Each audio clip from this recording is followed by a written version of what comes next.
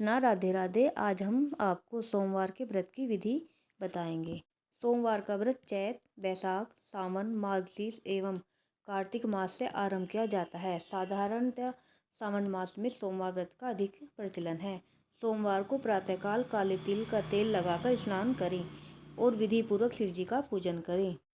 उपरोक्त ध्यान कर दिन के तीसरे पहर तक व्रत करें व एक समय भोजन करें। इसके प्रभाव से सभी प्रकार के सुखों की प्राप्ति होती है। सोमवार का व्रत व कथा पूजन चैत्र मास में गंगा जल से सोमनाथ स्नान कराने के समय, बैसाख में कन्यादान के समान ज्येष्ठ में और पुष्कर स्नान व गोदान के समान भाद्रपद में यज्ञों का गोदान के समान होता है। सावन में अश्वमेध यज्ञ के समान, कार्तिक में वेद ज्ञाता ब्राह्मणों को 4 घोड़े जुते रथ में दान के समान, फागुन में ग्रहण के समय गोदान समान फल प्रदान करता है। सोमवार के व्रत 3 प्रकार के हैं: साधारण, प्रति सोमवार, 16 सोमवार और सोम में प्रदोष।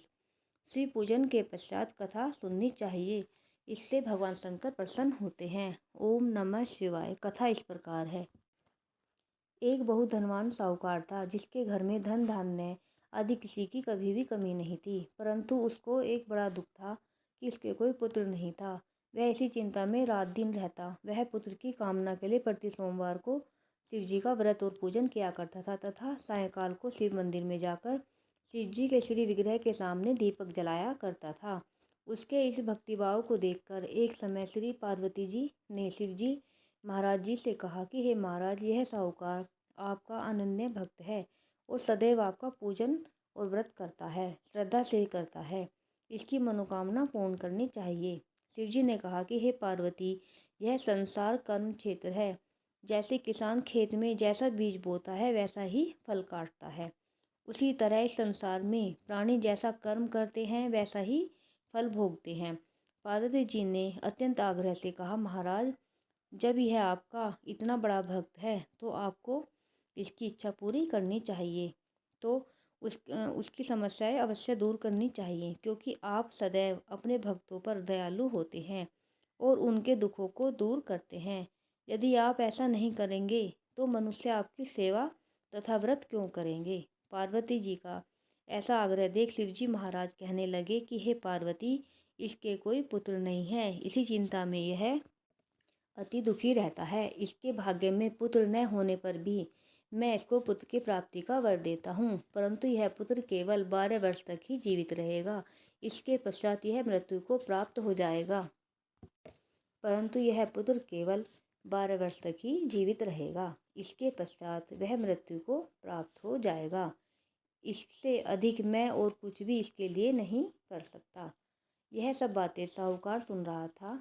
इससे उसको न कुछ प्रसन्नता हुई और ना ही कुछ दुख हुआ, और पहले जैसा ही वह शिव जी के महाराज का व्रत और पूजन करता रहा। कुछ काल व्यतीत हो जाने पर साहूकार की स्त्री गर्भवती हुई और उसके 10वें महीने में गर्भ से अति सुंदर पुत्र की प्राप्ति हुई।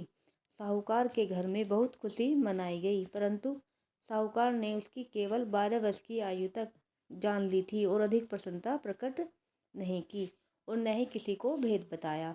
जब वह बालक 11 वर्ष का हो गया, तब उस बालक की माता ने उसके पिता से विवाह आदि के लिए कहा, तो वह साहूकार कहने लगा कि अभी मैं इसका विवाह नहीं करूँगा, अपने पुत्र को काशी पढ़ने के लिए भेजूँगा। फिर साहूकार ने अपने साले अर्थात बालक के मामा को बुलाकर उसको बहुत सा धन देकर कहा कि तुम इस बालक को काशी जी पढ़ने के लिए ले जाओ और रास्ते में जिस स्थान पर भी जाओ यज्ञ करते और ब्राह्मणों को भोजन कराते जाना। वह दोनों मामा भांजे यज्ञ करते और ब्राह्मणों को भोजन कराते जा रहे थे। रास्ते में उनको एक शहर पड़ा। उस शहर में किसी राजा की कन्या का विवाह था और दूसरे राजा का लड़का जो विवाह कराने के लिए बारात लेकर आया था, वह एक आंख से काना था।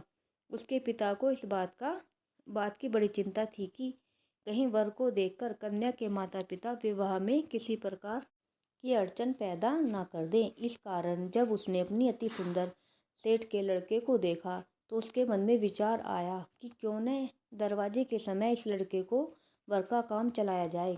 ऐसा विचार कर वर के पिता ने उस लड़के और मामा से बात की तो वे राजी हो गए।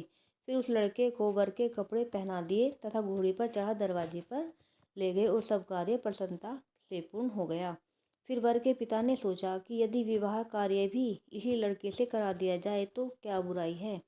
ऐसा विचार कर लड़के और उसके मामा से कहा, यदि आप फेरों का और कन्यादान के काम को भी करा दें तो आपकी बड़ी कृपा होगी।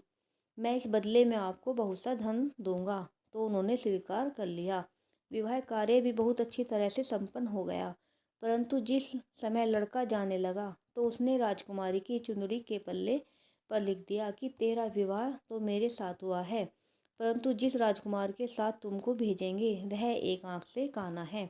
मैं काशी जी पढ़ने जा रहा हूँ। लड़के के जाने के पश्चात राजकुमारी ने जब अपनी चुंदड़ी पर लिखा देखा पाया तो उसने राजकुमार के साथ जाने से मना कर दिया और कहा कि यह मेरा पति नहीं है, मेरा विवाह इसके साथ नहीं हुआ है, वह तो काशी जी पढ़ने गया है। राजकुमारी के माता पिता अपनी कन्या को विदा नहीं किया और बारात वापस चली गई। उधर सेठ का लड़का और उसका मामा काशी जी पहुँच गए। वहाँ जाकर उन्होंने यज्ञ करना और लड़के ने पढ़ना शुरू कर दिया। जब लड़के की आयु 12 साल की हो गई उस दिन उन्होंने यज्ञ रचा रखा था कि लड़के ने अपने मामा से कहा, मामा जी आज मेरी तबीयत कुछ ठीक नहीं है। मामा ने कहा, अंदर जाकर सो जाओ। लड़का अंदर जाकर सो गया और थोड़ी देर में उसके प्राण निकल गए। जब उसके मामा ने आकर देखा तो वह मुर्दा पड़ा है तो उसको बड़ा दुख हुआ और उसने सोचा कि अगर मैं अभी रोना पीटना मचा दूंगा तो यज्ञ का कार्य अधूरा रह जाएगा। अतः उसने जल्दी से यज्ञ का कार्य समाप्त कर ब्राह्मणों को जाने के बाद रोना पीटना आरंभ कर दिया। संयोगवश उसी समय शिव पार्वती जी उधर से जा रहे थे। जब उन्होंने जोर जोर से रोने की आवाज़ सुनी तो पार्वती जी कहने लगी, महाराज कोई दुखिया रो रहा है, इसके कष्ट दूर कीजिए। जब शिव पार्वती ने पास जाकर देखा तो कहा, वहाँ वह लड़का मुर्दा पड़ा था। पार्वती जी कहने लगी, महाराज यह तो उसी सेठ का लड़का है जो आपके वरदान से प्राप्त हुआ था। शिव जी कहने लगे कि हे पार्वती, इसकी आयु इतनी ही थी तो यह भोग चुका। तब पार्वती जी ने कहा कि हे महाराज इस बालक को और आयु दो, नहीं तो इसके माता पिता तड़प तड़प कर मर जाएंगे। पार्वती जी के बार बार आग्रह करने पर शिवजी ने उसको जीवन दान दिया और शिवजी महाराज की कृपा से लड़का जीवित हो गया। शिव पार्वती कैलाश पर चले गई। वह लड़का और मामा उसी प्रकार यज्ञ करते तथा ब्राह्मणों को भोजन कराते अपने घर की ओर चल पड़े। रास्ते में उसी शहर में आए जहाँ उसका विवाह हुआ था। उस पर आकर उन्होंने यज्ञ आरंभ किया। उस लड़के के ससुर ने उसको पहचान लिया और अपने महल में ले जाकर उसकी बड़ी खातिर की, साथ ही बहुत दास दासियों सहित आदरपूर्वक लड़की और जमाई को विदा किया। जब वे अपने शहर के निकट आए तो मामा ने कहा कि मैं पहले घर जाकर खबर कर देता हूँ। जब उस लड़के का मामा घर पहुँचा तो लड़के के माता पिता घर की छत पर बैठे थे और यह प्रण कर रखा था कि यदि हमारा पुत्र सकुशल लौट आया तो हम राजी खुशी नीचे आ जाएंगे, नहीं तो छत से गिरकर अपने प्राण दे देंगे।